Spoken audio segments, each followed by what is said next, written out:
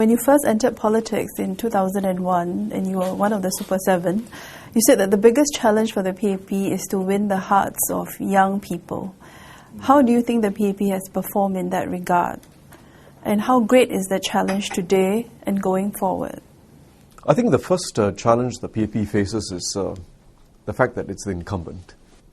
People want to check on the PAP, and that's natural. It's just human psychology. So that's the first disadvantage you face in terms of human psychology, and you have to accept that.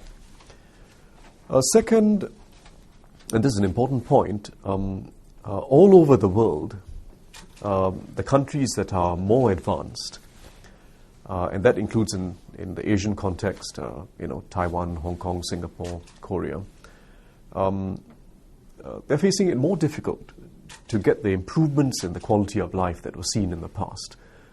First, because, of course, in Asia we've caught up and we are at a higher level of high standard of living. Second, global competition has changed. The pressures at the middle end of the workforce have increased internationally.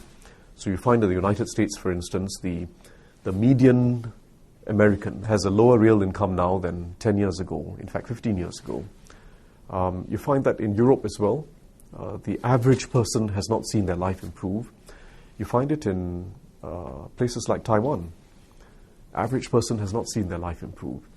In Singapore, we've at least been able to achieve a significant improvement in the standard of living of the average person. Any young person can find a job very quickly, in fact faster than anywhere else in Asia. Find a good job very quickly. ITE grad, poly grad, university grad. Any person can see improvement on the job and over time see their pay going up. That's something which we've got to work very hard to preserve. Very hard to preserve. So economic policy is not irrelevant to the type of society we want, because we are a society that still has aspirations to move up. People do want to move up, basically. Families want to move up. They want their children to do better than the parents.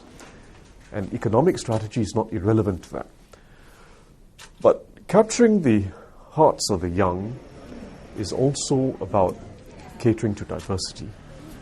Very importantly, the PAP can play the role of galvanizing views, of being a generator of views, encouraging people to come up with ideas, alternative ideas, on a whole range of strategies, our social strategies, how we can help the elderly, our transport strategies, our housing strategies.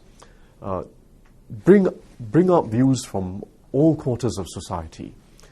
Take them seriously, help the thinking process take place on the part of citizens. That's a very important role that we can play as well.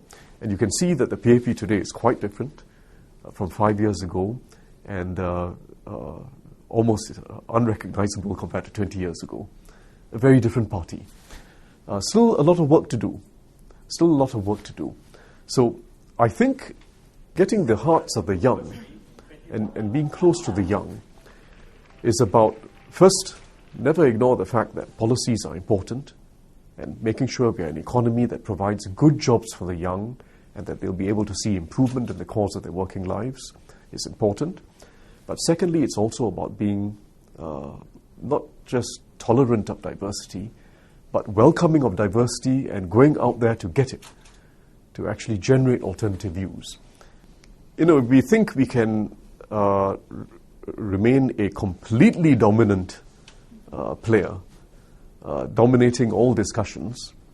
That's a very risky situation. It's a very risky situation, and it's also not what people want.